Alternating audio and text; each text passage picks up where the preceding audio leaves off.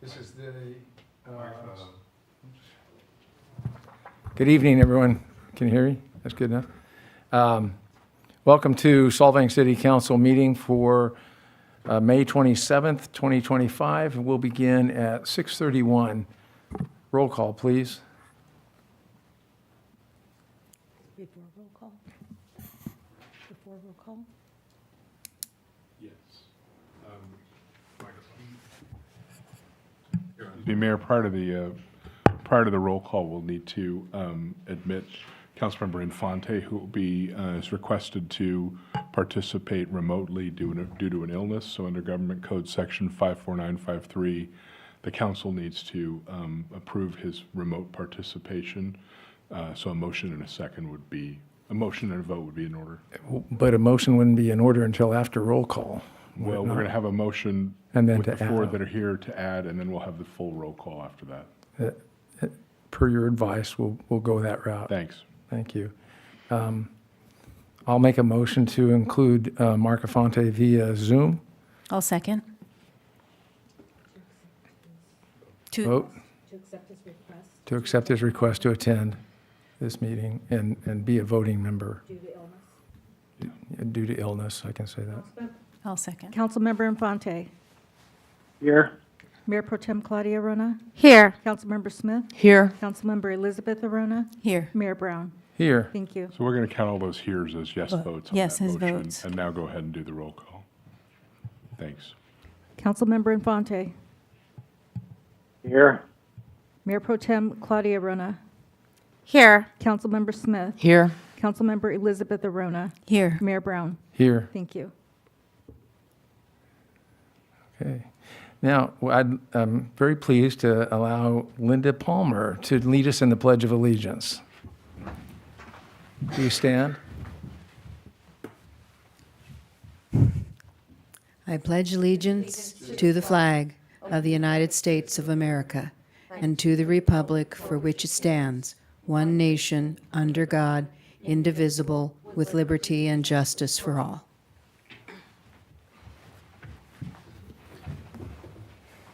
Thank you, Linda. Okay. Proclamations, none. No presentations. So we're going to go right to public communications. I have Mr. Jamie Baker.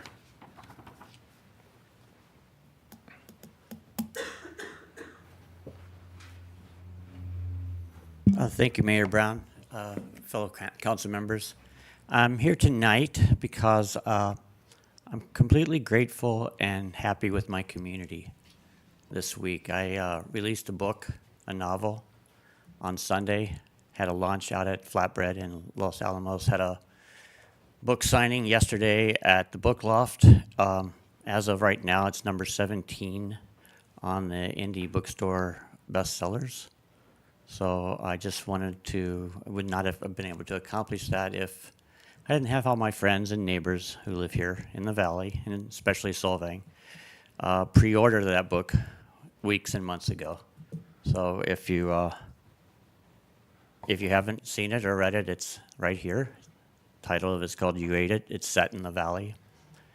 And just wanted to make a public comment to thank everybody who helped me get this accomplished. Thanks. Thank you. Is this your first book? It's my first novel. I was a playwright for many and TV writer for many years, but I lost my passion for it. And then during COVID and during health crisis, I rediscovered my passion for my writing. But I chose to go the novel route this time. So Awesome. couldn't be happier. Thank you. Thanks. Any other public comments? Or anybody on Zoom? Okay. Seeing none, we'll move on to the city manager's report.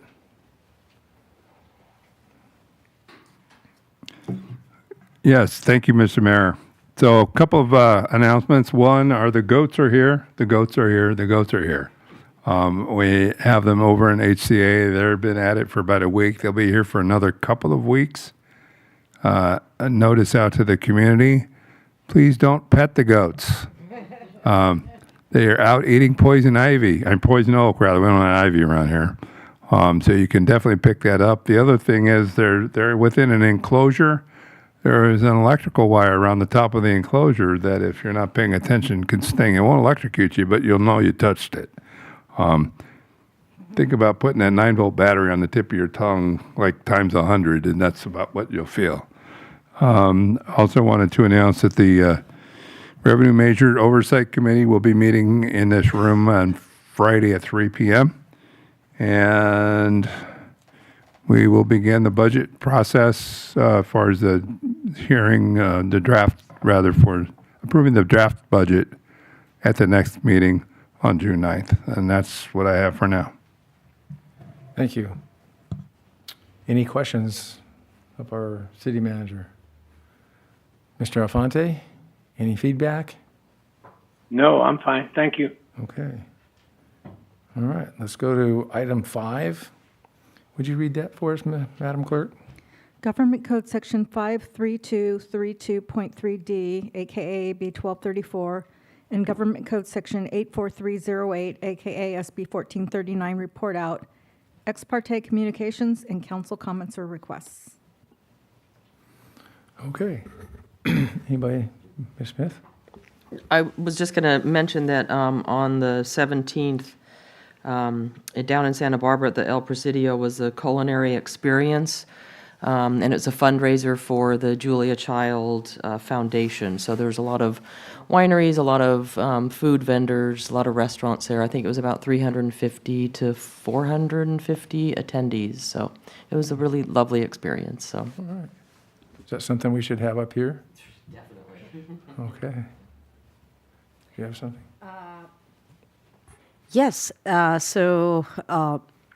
I attended the Memorial Day service at the Vets Hall. I want to thank the Daughters of the American Revolution, the local Boy Scouts troop, the Elks Lodge in Santa Ynez, and the local Veterans of Foreign Wars and the American Legion for putting it together. And thank you to everybody that attended. I heard some compliments from people that came from neighboring towns that they were rather sad that there were no services that were similar in their area. They were very grateful that Solvang offers them, and I would encourage everybody to attend great services by local performers, great speeches by veterans, and also free lunch for everybody that stands through the function.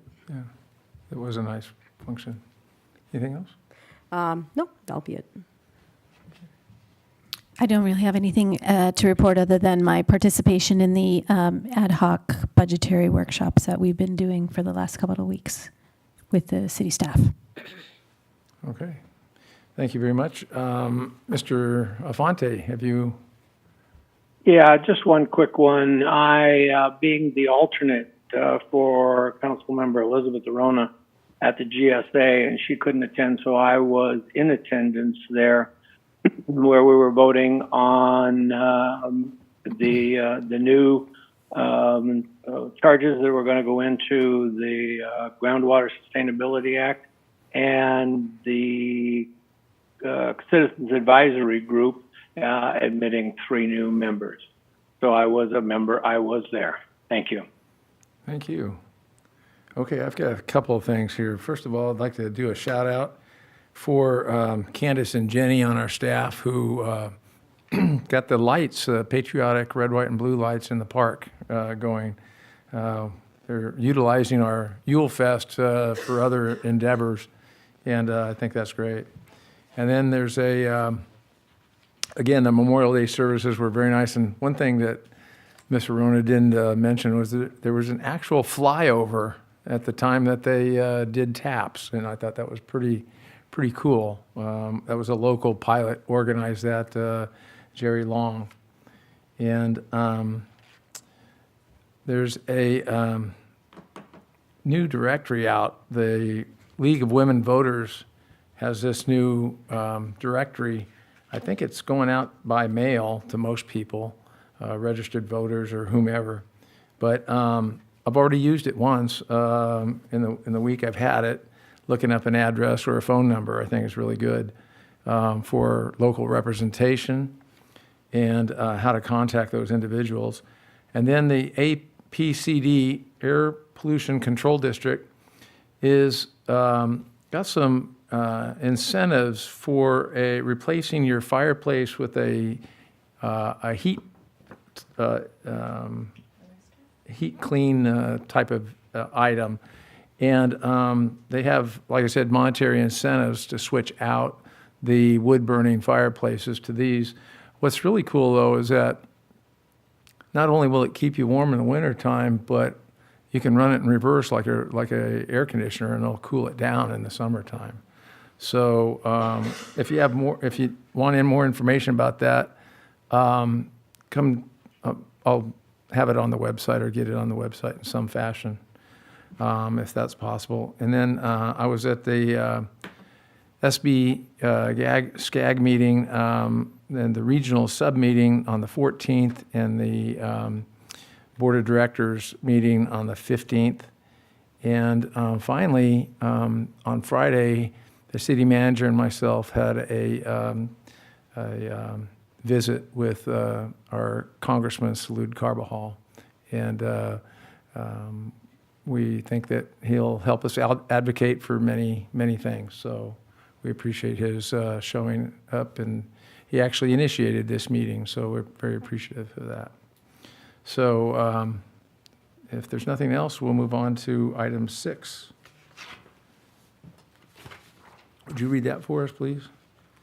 Consent is for routine administrative city matters and is approved with one motion. These items are discussed only in request of council members. Members of the public were afforded an opportunity to speak during the public communications portion of this agenda. Thank you. Would anybody like to change any of the agenda or pull any items from consent? So no? I'll take a motion then if. I'll make a motion to approve the consent items 6A and B as presented. Okay. Is there a second? I'll second it. Thank you. It's been properly moved and seconded to approve the consent items. Item 6. Roll call, please. Councilmember Infante. Yes. Mayor Pro Tem Claudia Rona. Yes. Councilmember Smith. Yes. Councilmember Elizabeth Arona. Yes. Mayor Brown. Yes. Motion passes 5-0. Thank you. Okay. Let's move on to item 7A. Would you read that for us, please, Madam? Public hearing to consider introduction by title only for first reading, ordinance number 250382, to amend Title 10, Building Code Regulations, Chapter 2, Fire Prevention and Protection, adopting the fire severity zone map in a local responsibility area, LRA, pursuant to California Government Code Section 51178.5, as recommended by the California Department of Forestry and Fire Protection under the direction of the Office of the State Fire Marshal. Thank you. Staff report, please. Yes, thank you, Mayor. So this evening, we are going for the first reading of adoption of our fire severity zone mapping. So for those that do not know what a fire severity zone is, it evaluates the hazards and not risks. They are very similar to FEMA flood maps. And the maps do not take into account recent wildfires, fuel reduction efforts, hose hardening, and defensible space. So again, those are not taken into account by the mapping from the state of California. So SB 63 was a piece of legislation that was passed very recently. It requires all municipalities to adopt a fire severity map. We actually do have one that was a part of our general plan. It was rolled out in 2016 as part of our local hazard mitigation plan. However, it wasn't required to be formally adopted. The maps before you this evening, however, are required to be adopted. So the maps are based on the following: probability of an area to burn, expected fire and extreme fuel and weather conditions, fire history, terrain, and proximity to wildland and potential ember patterns. So we've had this information in our hands, and it's been on our website since March 10th. To date, we've received no comments, but this is generally the mapping of the city of Solvang.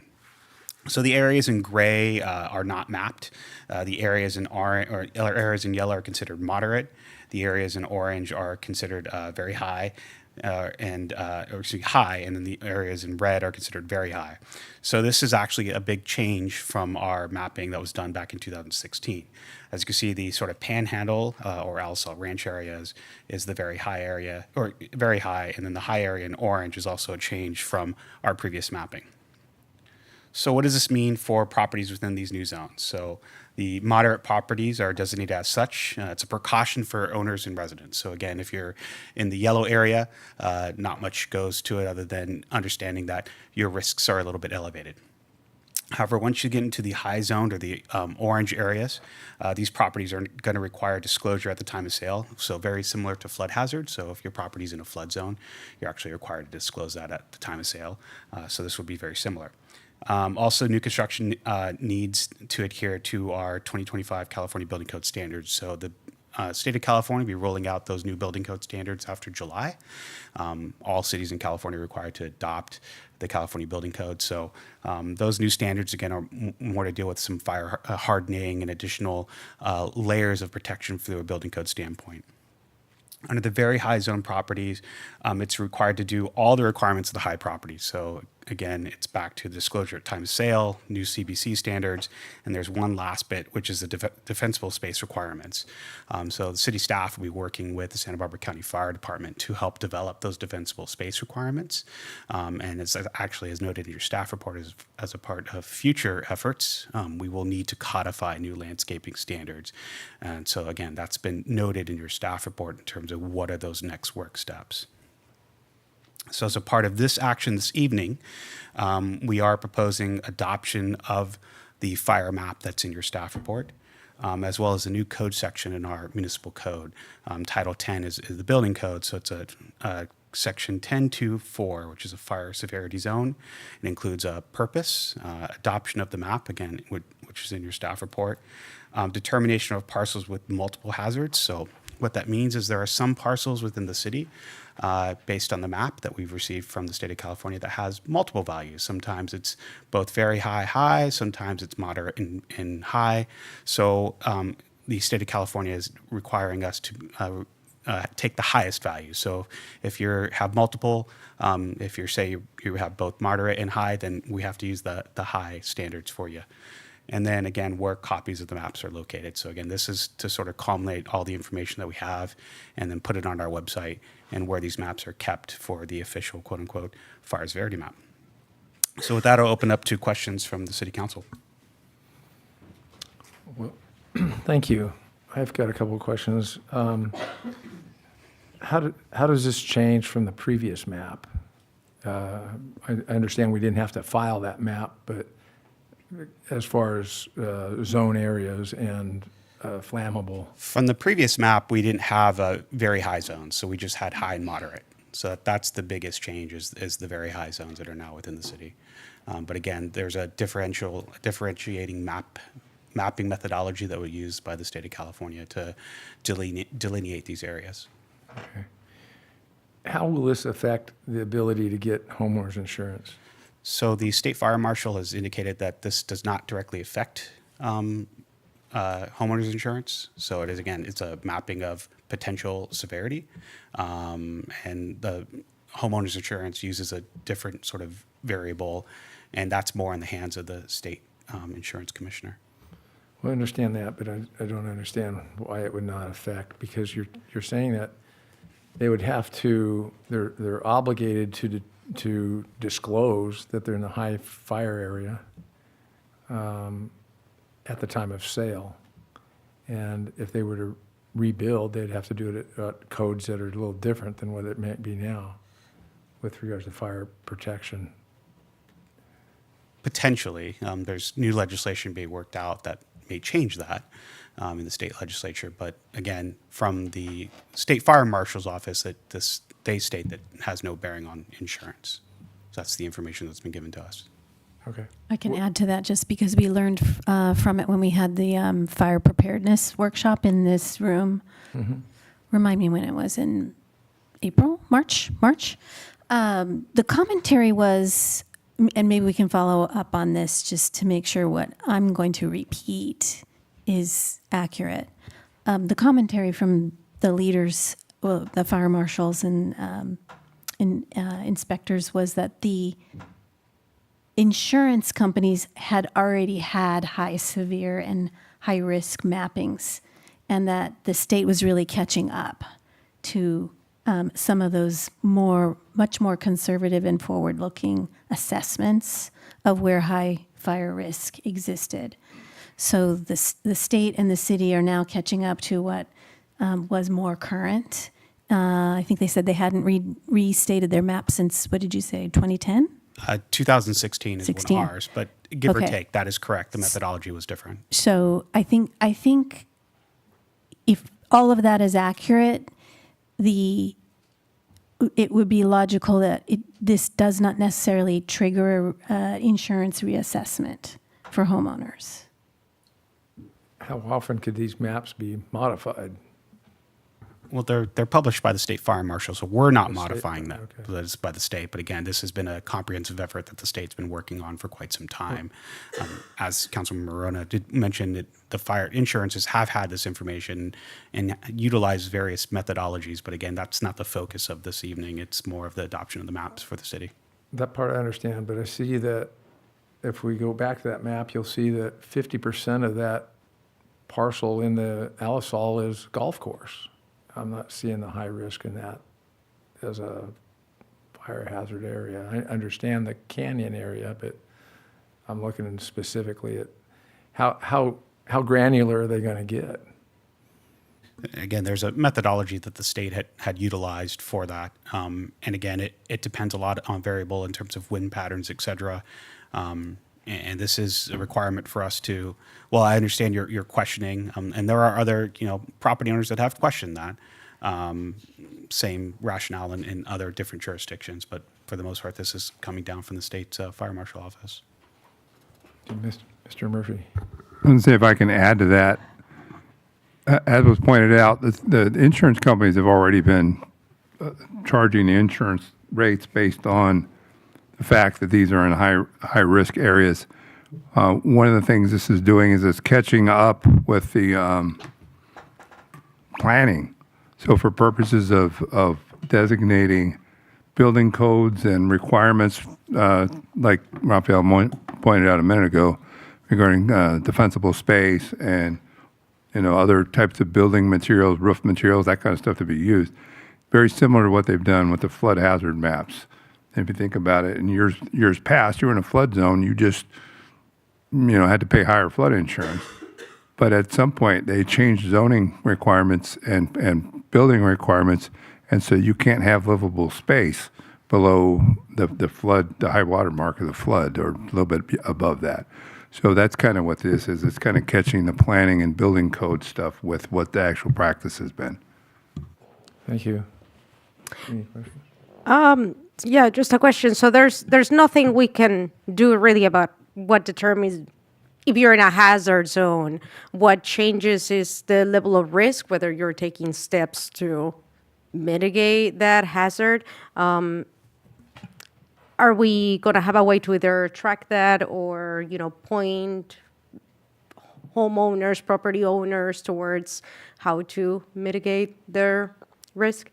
Yeah, and that's correct. There's not much we can do to change, but there very much can inform our homeowners. And this is sort of that first step, is to inform property owners that they are in an area. And again, we've had this on our website. We've blasted this on social media. We've had articles about it. We've held meetings about it.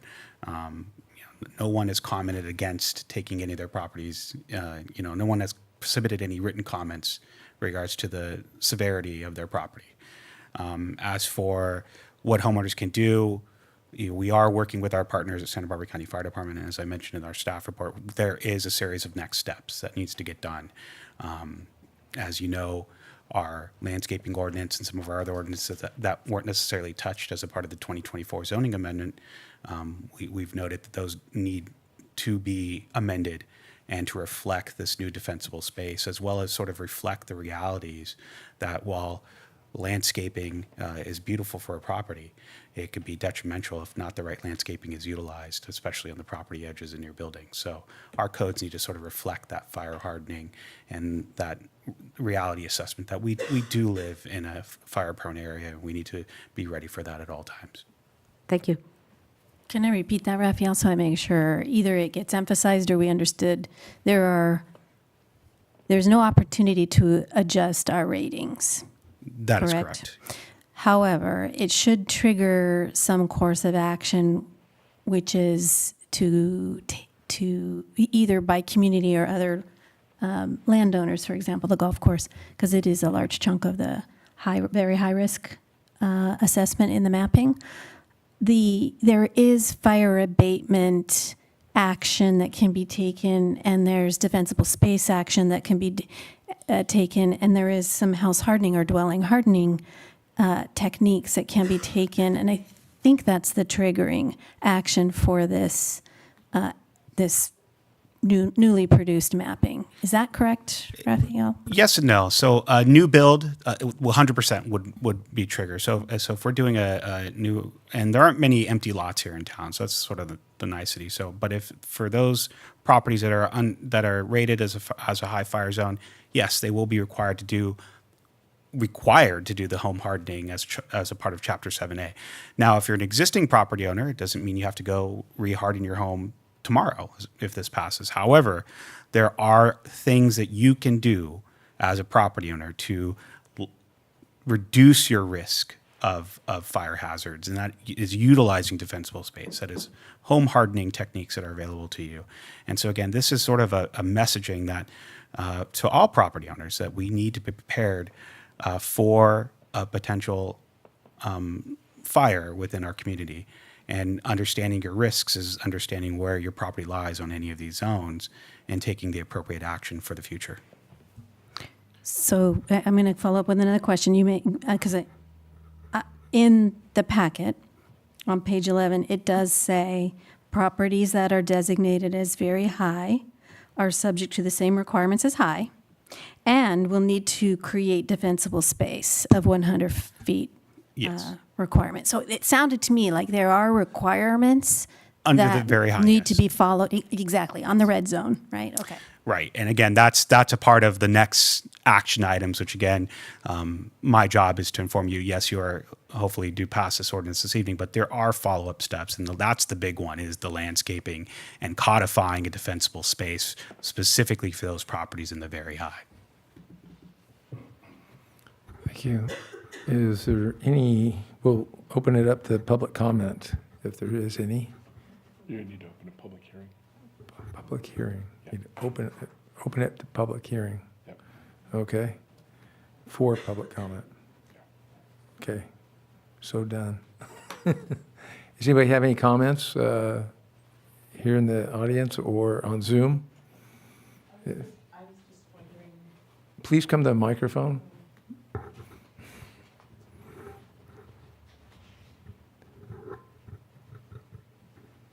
Thank you. My name is Roberta Buby. I just wanted to ask what some of the areas in the city around the housing might be identified as some of the high or moderate zones. Yes. I know you mentioned the Alisal, but are there others that can be identified right now just to give us an idea, like we live in Creekside? Yeah, we can put that map up again. We'll show you, the map will show you what the zones. Yeah. And we'll put that up again. Thank you. Can I just bring up one more question? On that map, so this should be publicly available now. Oh, sorry. That, on the map, and the maps should be publicly available now. You can see it in their packets, but they should, did you put them up? So that the public can become aware and see the same level of information. But Rafi, there's a whole section of town that's classified as not classified. Why is that? It's based on, again, the state fire marshal's data that their severity is not high, so therefore it's not classified. It's very similar to a flood map. So Again, it's like a low ranking? it's pretty much, it's a lower threshold of potential But fire. will our ordinance apply to It's a citywide entire- ordinance, yeah, okay. correct. And to answer your question, on our website, cityofsolvang.com, under planning. Pardon me one second. Would you put up page 16, please, of the report? Thank you. Go ahead. Again, on our city website under the planning department, we have a whole page dedicated to these fire maps, and you can actually plug in your address, and it'll take you directly. It'll pinpoint directly to where your house is and relative to it is on the fire map. So that tool has been available since March 10th, Okay. So, and will remain as such, and it'll remain there too. okay. So they can go to the website, put in their address, and it'll tell them exactly what status or where they're at. Correct. Which is, I find it, well, again, it sometimes doesn't make sense, but this map, all of Hans Christian Andersen Park is in the gray, and that's where all our goats are. So it's kind of interesting as to how granular they look at it and how granular we might look at it, or the difference. And I think one of the answers to that I've heard in some other jurisdictions from the fire folks is that the state fire marshal did not actually take a look at land uses. There's just a statewide set of criteria that has to do with wind patterns and ember spread and all that kind of stuff. And so in another community up north of here, the whole dunes area is all sand, and it was classified as being in a very high zone just because the weather patterns and those things met the criteria. So the underlying land use doesn't really have much impact in terms of this determination. Yeah, that is correct. I mean, I even looked at my own neighborhood when this came out, and my neighbor is actually sitting under the moderate, but I'm not. But we're in a typical residential neighborhood. It makes no sense. But again, it is not looking at land uses. It really is looking at wind pattern.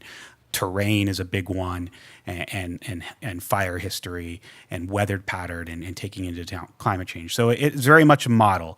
Again, very similar to flood risk assessments. Even though a flood might not happen during one rainstorm, its likelihood is to go up. So again, that's why we compare this to our FEMA flood maps in terms of trying to look at it from a bigger picture and a bigger level. Okay.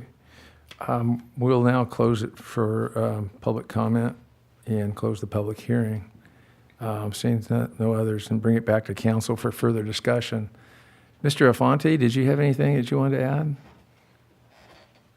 No, I've been looking at this, and I think it was an interesting. I had some of the same comments that you heard before, that HCA was right in a gray zone there. I didn't understand that, and now I do, understanding how it was done.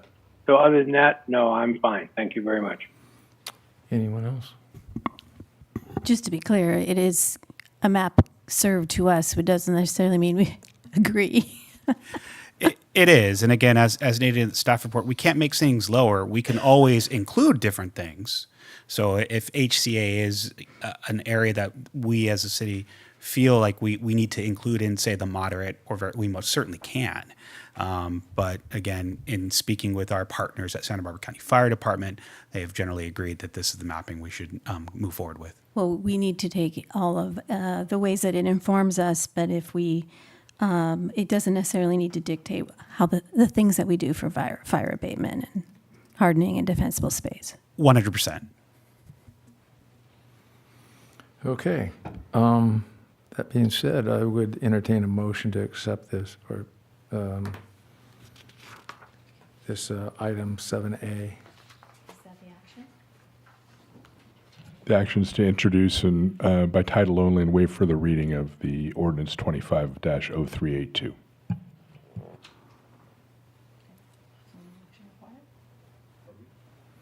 we have an action required? That's the action. Introduce it. Okay, yeah. I'll move that we introduce this item 7A. I'll second. Second.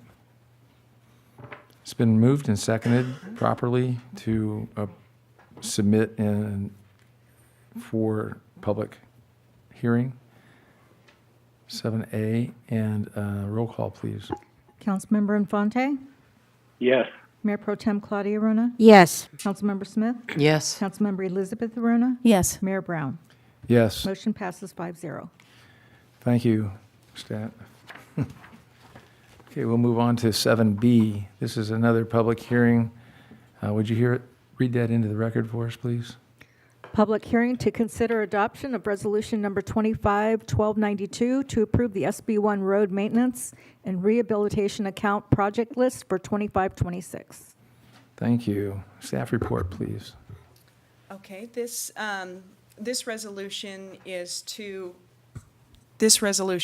to allocate revenue from the SB1 Road Repair and Accountability Act of 2017. Each year, we receive monies from the state, Caltrans, and that allocation is based off of our population. This year, our allocation is $152,541. As part of the transparency for receiving those funds, we have to list our projects that we plan to use those funds for. Our project this year is the Alamo Pintado Road Repair Project, which is listed on the resolution itself. And that project will far exceed the amount that we receive from the state for the road maintenance and rehab account. So we will definitely be able to meet our level of effort for the funding for SB1. And that is the staff report for this resolution. Thank you. Any comments? I had a question, Ms. Paris.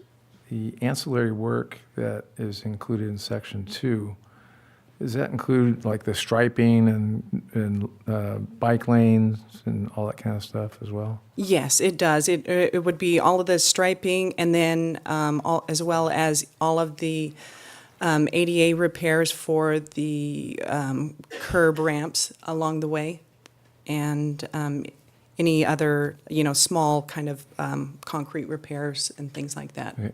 And this starts at Viborg and goes north? Yeah, it to starts, where the park is? project will go from the intersection of Viborg and Alamo Pintado to the city limits, which is just north of Sunny Fields Park. And in addition, with this project, we will also be doing some of the slurry sill prep for other roads within the city for next year's slurry sill project.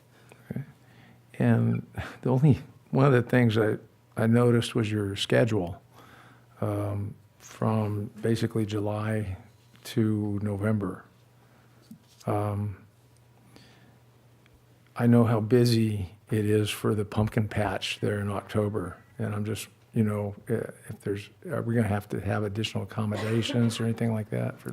So the way that, the entire project to close out the project will probably be until November, but the project will be around 50 working days, and will allow traffic, both directions all the time. So it'll take a little bit longer since we're not cutting, stopping the entire road section. And are we doing much at nighttime or? No, there will be no work at night. Yeah, No so work the at night. pumpkin patch will be okay.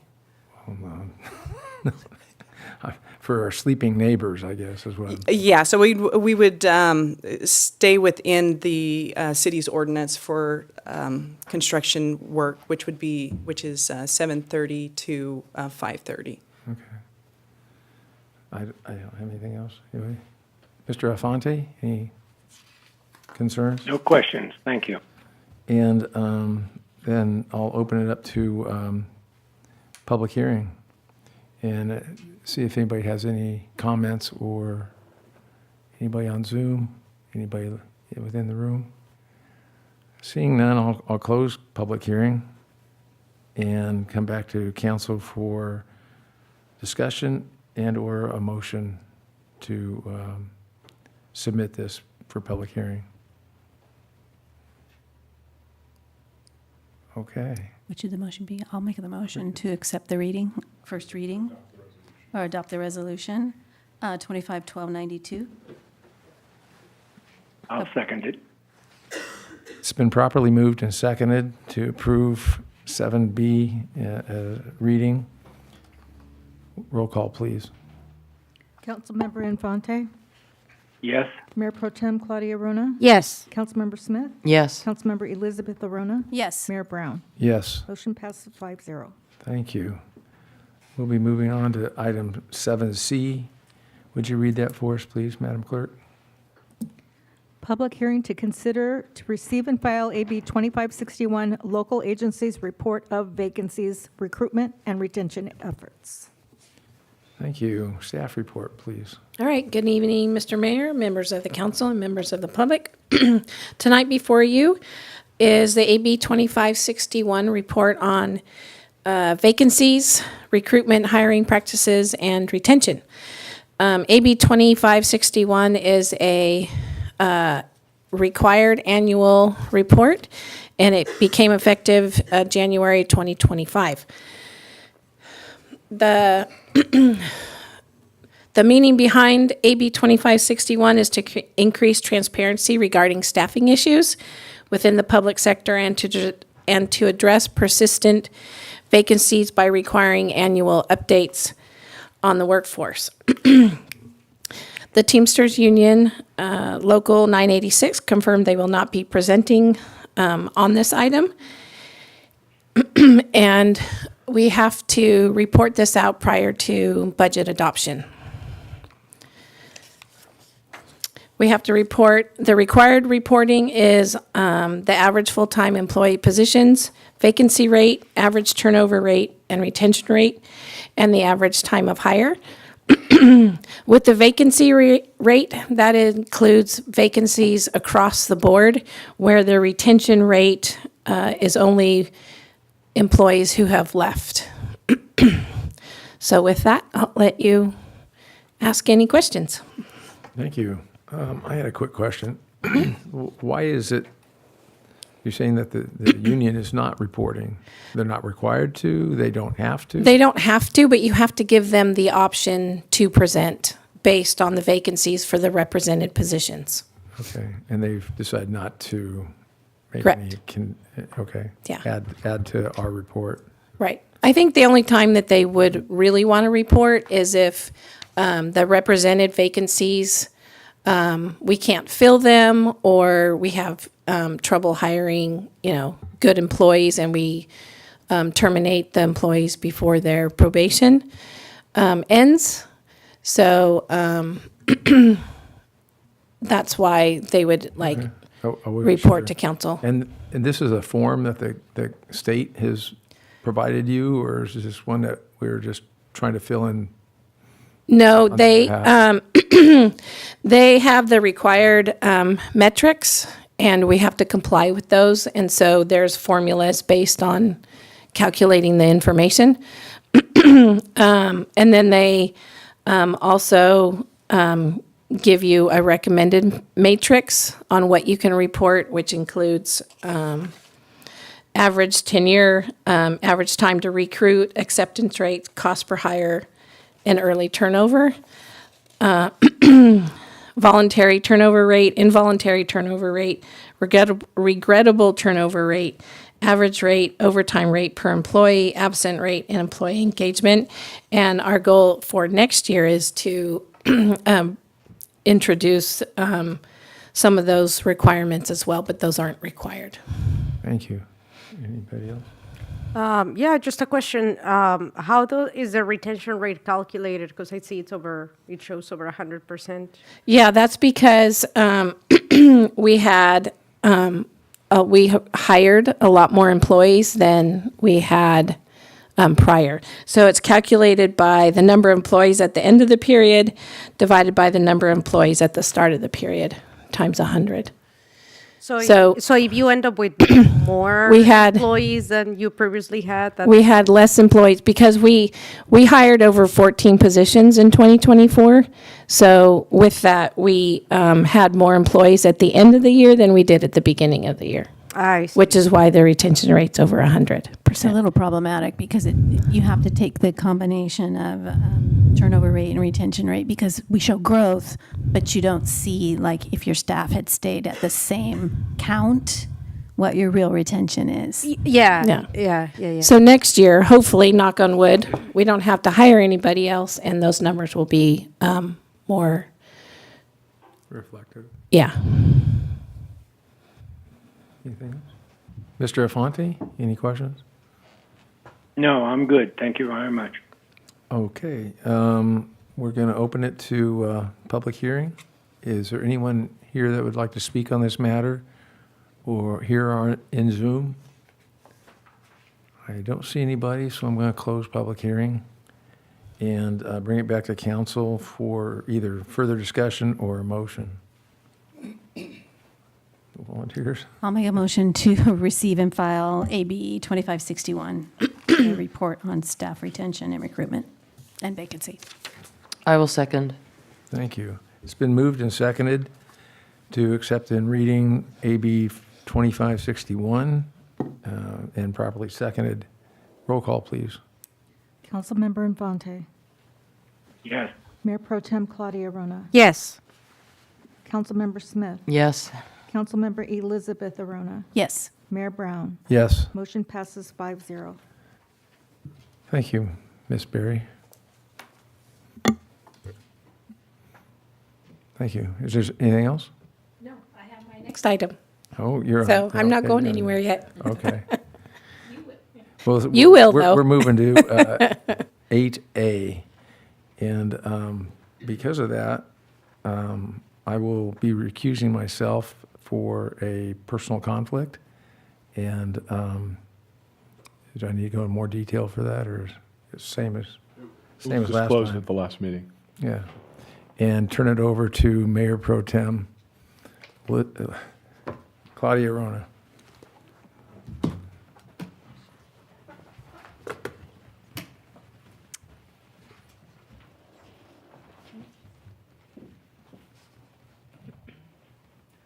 If I may Okay. read, discussion and possible action to award human services grant funding requests.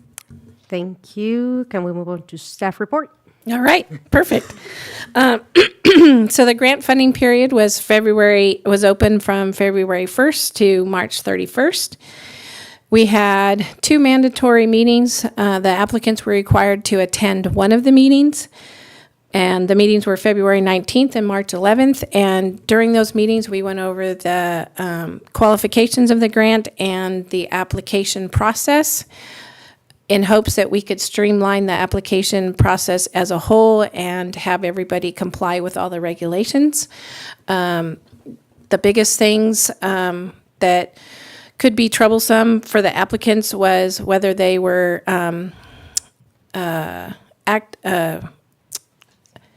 good standing with the Secretary of State and the DOJ, and then the insurance requirements. So with that, we had 18 attendees of the meetings. We had 12 we received 12 grant applications, and of those 12 applications, we had 4 that completed all the required documents and were in good standing. Because that was the first year that we required those meetings, during the budget committee meetings, the budget committee agreed to extend a one-time courtesy to all the applicants who didn't qualify on the first round to submit all their documentation. And we extended it a week, and all the applicants did submit all the required paperwork. So we went back to the budget committee, and we redefined the purpose of the human services grant funding to really focus on the benefits for senior citizens, veterans, youth, minors with disabilities, and initiatives that serve the Solvang residents specifically. Sorry. So with that, the grant, the budget committee agreed to fund Outer Daggett Home, their full request of $20,000, Bethania Food Distribution, full $10,000. Their request was $15,000. The San Ynez Valley Aquatics Foundation for $450,000, but that will be based on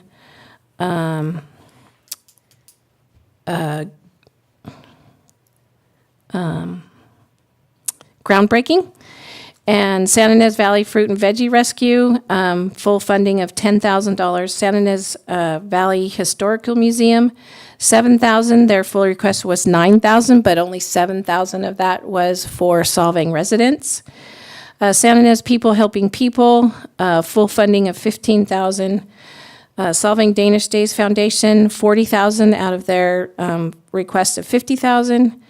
Solvang Rotary Foundation, a full funding of $10,180, which is costs for putting on the parade. And Viking Charities, $3,000 with their full request of $3,355, and their request is also reimbursement of city fees. So with that, I will turn it back over to you guys. All right. Thank you for the staff report. Do we have any questions to staff? I don't have questions. Do you have? Claudia, do you have any questions? Because Louise and I were on the ad hoc committee, so I can give you some commentary. Well, the Santa Ynez, the Santa Ynez Valley Aquatics stands out. Obviously, that's a really big project that benefits everybody in the community. It's gonna be very costly. So while obviously would love to contribute if the whole community gets behind it, but also that's a lot of money. So what's the rationale behind it? We should start there because it is a big number.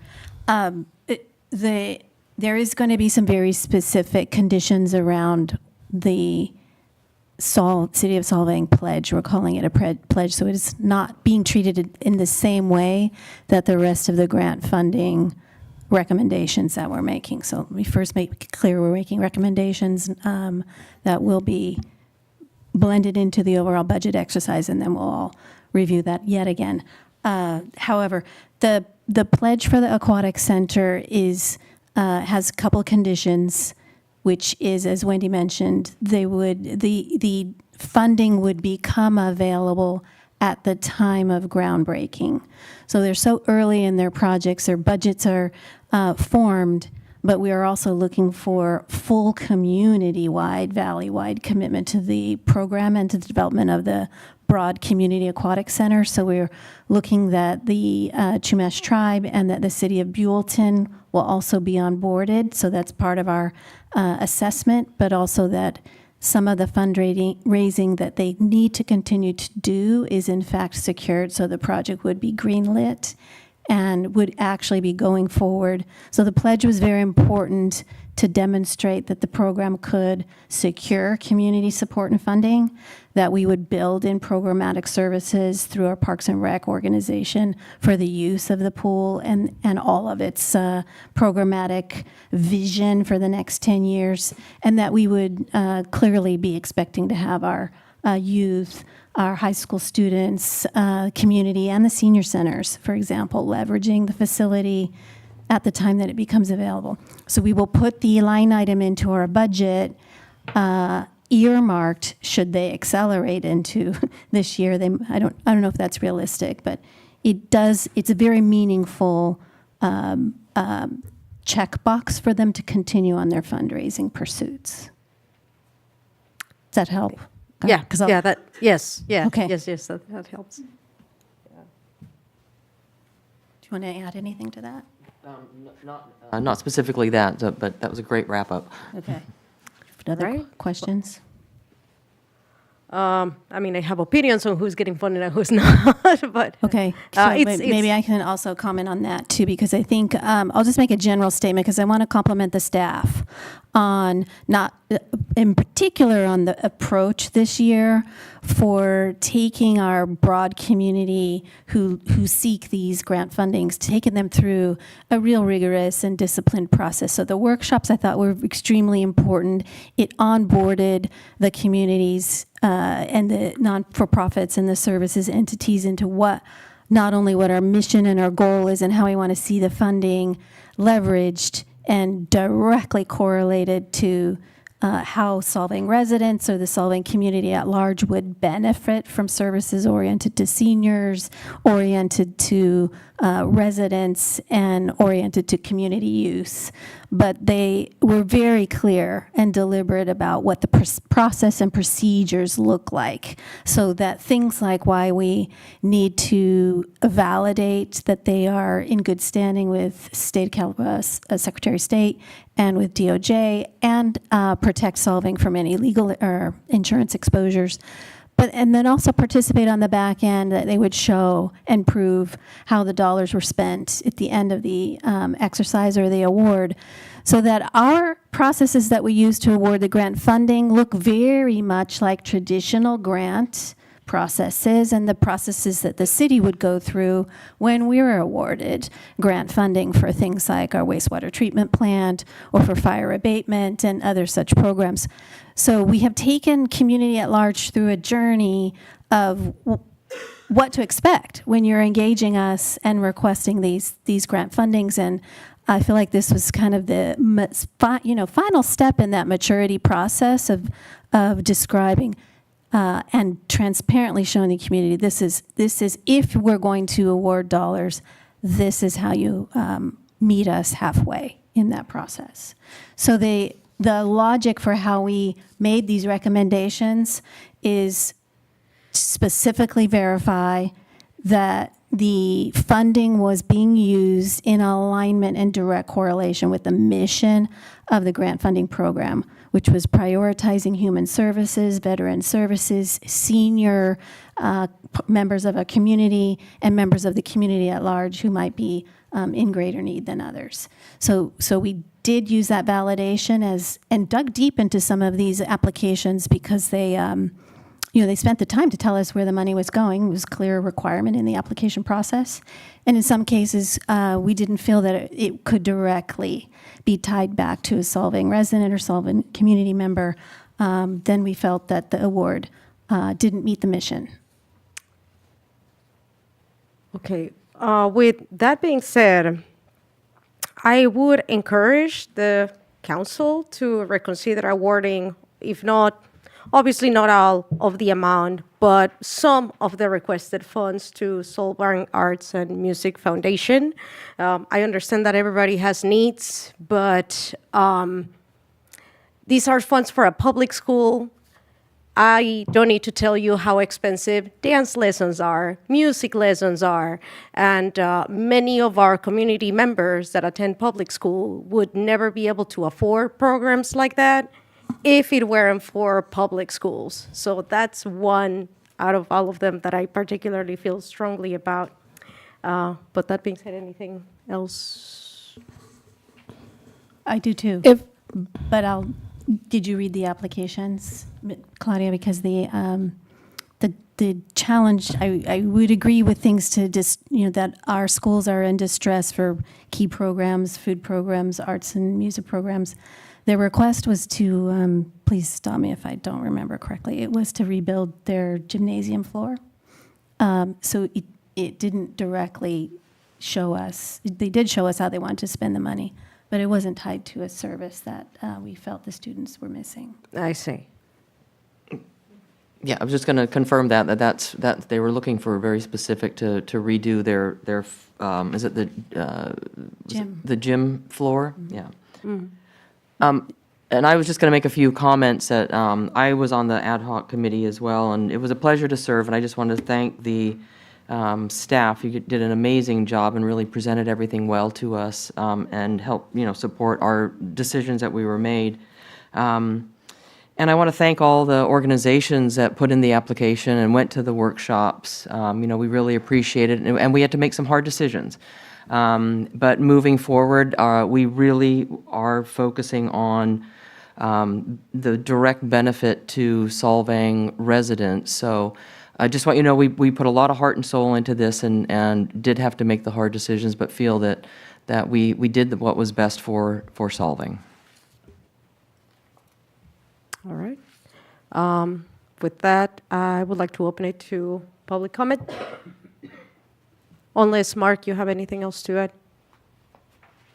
No, I agree with everything that's been said so far. I also think that the school funding that wanted the floor, they hold a fundraiser of their own every year. I've been to it and donated money to them personally.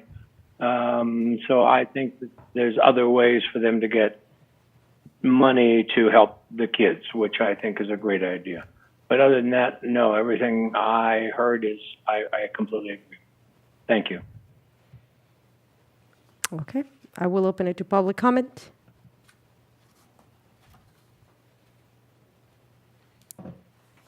Nobody in person? Anybody online?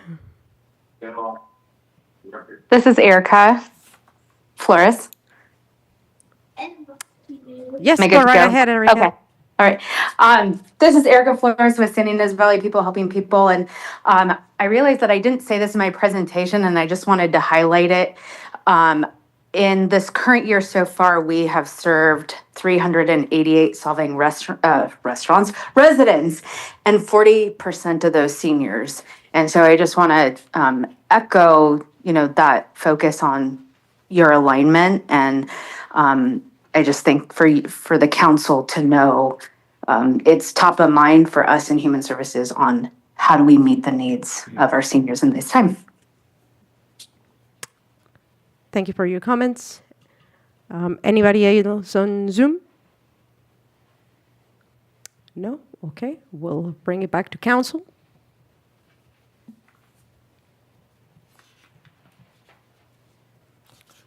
Should I make a motion then? We can make a motion to accept the recommendations for the grant funding adds to our budget process. Is that the right motion?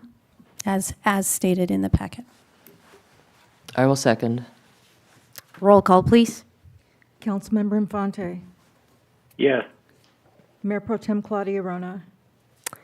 Yes. Councilmember Smith. Yes. Councilmember Elizabeth Arona. Yes. Mayor Brown, absent. Motion passes 4-0.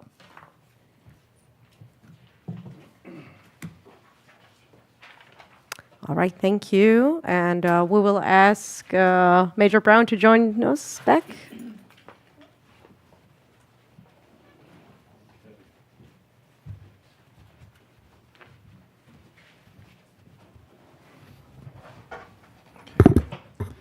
Thank you, Claudia. Appreciate it. We're on to 8B.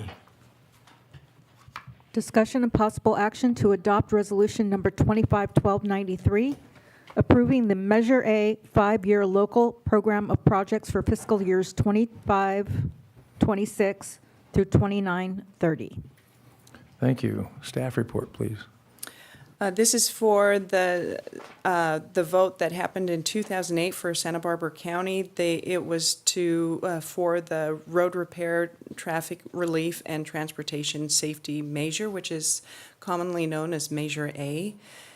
For this, for the accountability for this project, we are required to list our program of projects, which we have listed as based on an alternating maintenance schedule for rehab to slurry seal to rehab to slurry seal. We receive we are estimated to receive $489,866 this fiscal year, and then they have projected out what the revenue estimates will be for the next 5 years. So within that 5 years, we have various maintenance of effort that we are required to do as part of transparency for using those funds on our local streets and transportation improvements. For this year's project, again, these funds will be going to the Alamo Pintado project. And within that project, as far as alternative transportation related improvements, we'll be upgrading all of the ADA ramps, and as well as revamping some of the bike traffic striping along Alamo Pintado Road.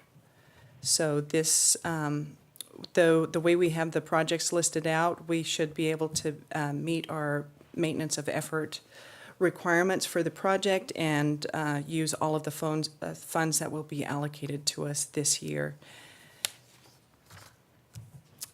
With that, does the council have any questions? Thank you. Yes. Any questions? I had one. Every year except the last one is less than what we're getting this year. That wasn't a trend I was hopeful of. Can you speak to that? I cannot speak to that as far as how they have projected the revenue estimates for fiscal year 2026 through 2029. Okay, thank you. Maybe that means that gas is going down, hopefully?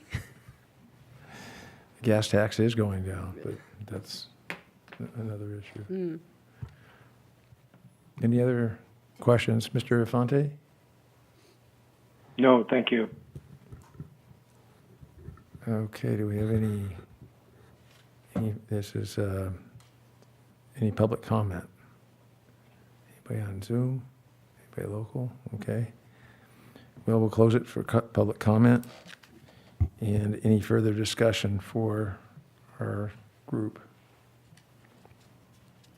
I'll make a motion to adopt resolution number 25-1293, approving the Measure A 5-year local list of projects. I'll second. It's been properly moved and seconded to approve item 8B. Roll call, please. Councilmember Infante. Yes. Mayor Pro Tem Claudia Arona. Yes. Councilmember Smith. Yes. Councilmember Elizabeth Arona. Yes. Mayor Brown. Yes. Motion passes 5-0. Thank you. Now we'll move on to 8C. Can you read that into the record for us, please? Discussion and possible action to approve request from Eastern Management Area Groundwater Sustainability Agency to extend loan repayment terms for member agency contributions. Thank you. Staff report. Thank you, Mr. Mayor. So the EMA, GSA, Eastern Management Area Groundwater Sustainability Agency, otherwise known by the acronym EMA, GSA. Say that many times and you get your tongue-tied. I can't even say it. Tongue-tied for sure. Anyway, point is, they've been kept afloat financially due to through contributions by the 4 member agencies, that being the City of Solvang, the County Water Agency, ID1, and the Conservation District. And the terms of the GPA that was created said that the money was to be repaid by the end of 2026. They're just now getting to the point where they're getting a pumping charge in place, currently out for Prop 218 process. Assuming that passes, they'll have their own separate revenue stream. But in order to keep the pumping charge a little bit lower, they've budgeted to delay the repayment to the member agencies. And so they're formally requesting that we're okay with delaying it for a couple of years. They've also requested, as part of the conversation, potentially deferring any interest that would be charged. And so the letter is a formal request by the EMA GSA to delay the repayment up till 2030. Currently, we've paid them $100,000. We potentially could have to pay them more if the pumping charge does not, loan them more if the pumping charge does not pass. But at this point, so far, it's only $100,000.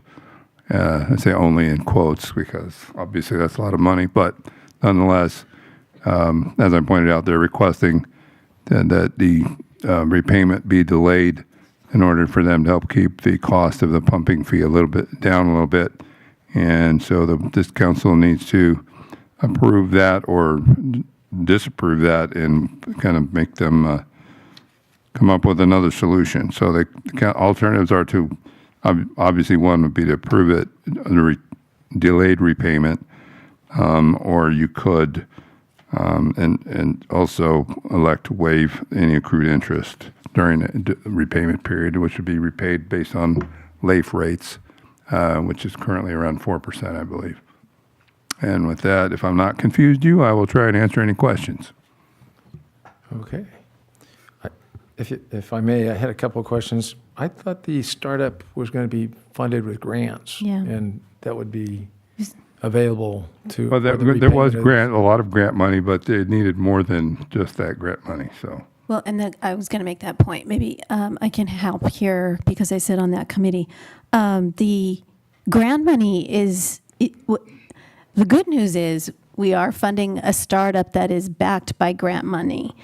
The grant dollars don't become available. They're issued as reimbursement. So we have to forward spend to prove that we've executed on the elements of the executive order that are required, right? Some part of requires a stand-up of the agency, the initiation of a rate study and the initiation of rates and push towards metering and monitoring and reporting on water usage. So all of that is grant funded. That's the good news because it's it's not guaranteed, but it is very clearly directly related to money that's already earmarked for these expenditures. So as long as we execute, there will be funding to repay the loan. Is that keep me honest? Is that Okay. And these funds, part of the cost of that startup includes the interest on money paid? they're obligating themselves to pay the interest on our loan. Right. Okay, thank you. Any questions? Mr. Afante?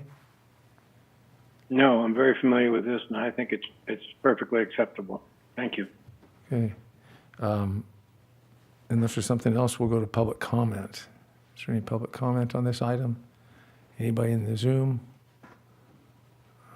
Seeing no hands, I'll close it to public comment. I would just say one more thing as a comment before we vote. I think that this is a necessary thing. The committee did have, the EMA did have a consultant who has analyzed and scenarioed in multiple different versions how to make the funding last as long as possible or deliberate whether we should go ask for more funding to give enough runway and cushion for introducing this new model to the well owners in the valley, in the community.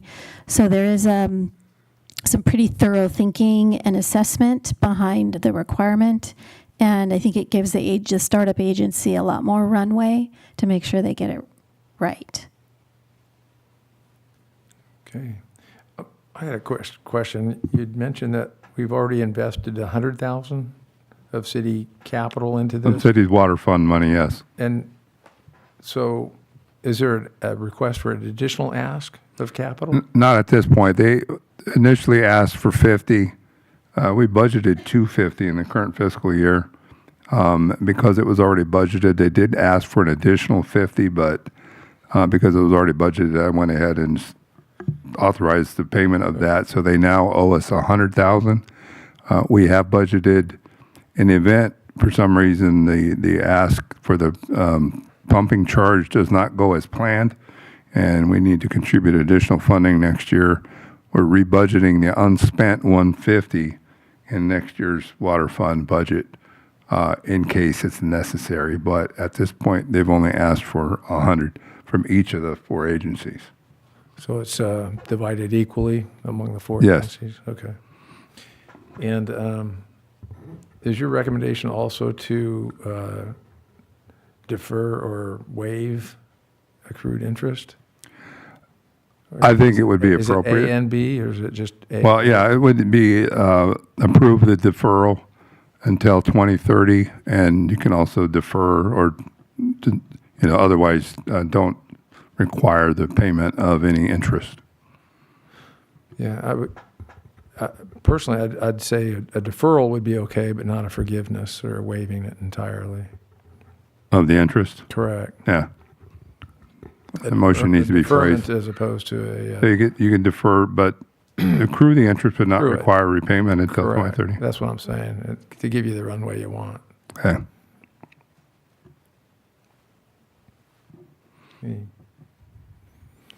Okay. I'll accept the motion for this item 8C. Any volunteers? Okay, I'll move. I'll move. Go ahead. Mark, go ahead. I was going to say, I'll move that we approve the request from the Eastern Management Groundwater Sustainability Agency to extend the loan payment. I'll second it. I'm sorry, I wasn't sure. To suspend it. I Okay. thought he said extend. Extend. Yes. Extend. Okay. And with that motion, how do you wish to allocate the interest? Deferred, waived, or? Well, let's put it as a deferred. I would agree with you, and that one, Dave, that the deferred interest would be my preference. Is that okay with the second? Yeah, I'm good with them. Okay. Chairman. It's been moved and seconded to approve item 8C, item A, or alternative A, with the interest being deferred. All those roll call, please. Councilmember Infante? Yes. Mayor Pro Tem Claudia Rona? Yes. Councilmember Smith? Yes. Councilmember Elizabeth Arona? Yes. Mayor Brown? Yes. Motion passes 5-0. Thank you. We're now going to move to 8D. Would you read that into the record for us, please, Madam Clerk? This is continued discussion and possible action to introduce for first reading by title only ordinance 250381, an ordinance of the City Council amending Section 7310 recreational vehicles and Chapter 6 camping of Title 5 Public Health and Safety of the Solvang Municipal Code to establish camping regulations in the city and making a determination of exemption under the California Environmental Quality Act. Thank you. Staff report, please. Mr. Attorney. Thank you, Mayor, members of the council. We gave a fairly lengthy staff report on this item at the last council meeting, and then asked for continuance to address two sort of breaking issues, and those breaking issues were a correspondence from the county council's office requesting some relatively minor amendments that I'll go through in a second, and also to review a release from the governor's office, which actually was on the same day that this item was before you, with a model ordinance that they were suggesting that local agencies adopt. As to the model ordinance, we reviewed that model, and frankly, we think the city's ordinance was already better than the model, and is certainly better than the model if you adopt these changes. The model is really focused on the elimination of encampments, and so there's some suggestions of ways that cities with large encampments could go about eliminating those through an ordinance. The situation here is somewhat different, and what this ordinance is attempting to address is camping by individuals and regulating camping in light of the Supreme Court's decisions in the Grants Pass and City of Boise cases. So this proposed ordinance would amend the city's existing municipal code in a couple of different ways. One is to change the current rules about use of vehicles for personal habitation to an ordinance that would prohibit the use of vehicles, camping in vehicles, on public property at all times. Right now, there's a certain amount of allowance for that. This would eliminate the use of campers camping in vehicles on public property at all times. There is a exemption authority granted to the city manager, so if there was some sort of camping event or in a park, for example, the city manager could temporarily suspend this provision to allow for that. But otherwise, on public property, overnight camping would be prohibited. Second is would be related to camping on public property outside of a vehicle, traditionally in tents, sleeping bags, those kinds of things. Currently, there's an allowance in the municipal code that was consistent with what Supreme Court precedence was prior to this case coming down last year. Now the proposed ordinance would prohibit camping at all times in the VMU, on essential city-owned and operated utility property, any place where camping impedes ingress, egress, or access to a property, like on streets and sidewalks, in all vehicle lanes and bicycle lanes and roundabouts, streets closed for construction, and within 100 feet of Mission Drive. And we would prohibit that camping on those areas from one half hour after sunset to 6 a.m. the following day.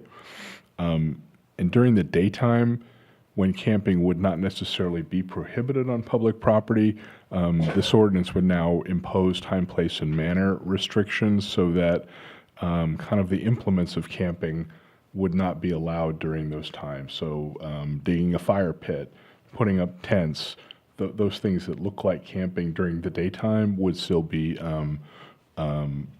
prohibited. And, you know, in the past ordinance, we made concessions for those things because of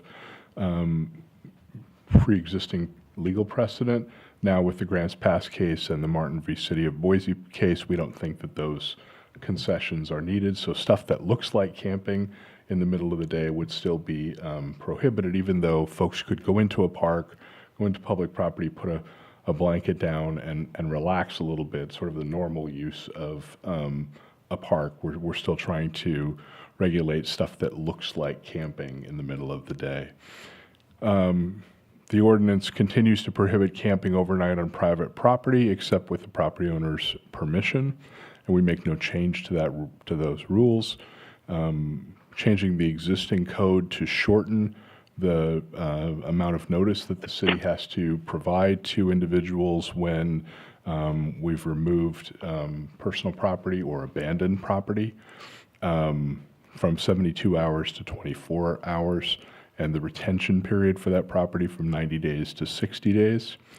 And the ordinance also now includes the text of the notice that would have to be given to folks to include those shortened periods. Enforcement is really kind of the issue that we wanted to speak to the county about, because although city staff can enforce the ordinance, we want the sheriff to be able to enforce if they believe it's effective. And so county council's input was to add some additional, I guess I'll call them due process kind of provisions to this concept of the exclusion order, because in the ordinance we now have a proposal to have an order for when a person violates the ordinance in the same park twice in a year. The city can then issue an exclusion order and say if someone's been camping on public property twice, that person can be ordered to stay away from that public property, that park, whatever it is, for a specified period. The ordinance, as it's before you now, would have a little bit of more of a due process focus in allowing folks to appeal that order and have it not be final and in effect while an appeal is pending. But it also requires the city council to hear that appeal within 14 days. So there's a start time and an end time, which is what the county council's office thought would be effective. So we have included that at their request. So that's those are the provisions of the proposed ordinance that are before you. We're recommending that you go ahead and introduce it and read by title only, and we'd be happy to answer any questions. Thank you. Any questions of our team? Yeah, my question is more with enforcement. Obviously, we can say, no, you can't camp here. No, we've already told you. Is this with code enforcement? Does anytime do we need the support of our local sheriff? How does that look like? So it'll be both, primarily the sheriff, though. And our code enforcement officer is not equipped to handle kind of resistant people. She does a pretty good job now keeping people moving along, but this is going to be more the kind of hardcore service resistant kind of folks that we expect with the ordinance will end up being involved in, and that's one of the reasons why it's taken so long to bring this back. I mean, the Supreme Court ruled on Boise, was it September? It was late, or October. It was, yeah, so last year. So point is, we've been working with county's legal team to try and get this before you, and here it is, 6 or 8 months later, and we're just now getting it here because we wanted to have the county's support. As you recall, we attempted to do this a year or so before, and we're told after we went through all the process that they were not going to be able to enforce it. So we wanted to avoid a repeat. So that was that was the kind of the impetus behind the delay. And now, as Craig pointed out, we've got county council has provided input. This is similar. Not exactly the same, but similar to what the county has already adopted. So I don't anticipate any issues.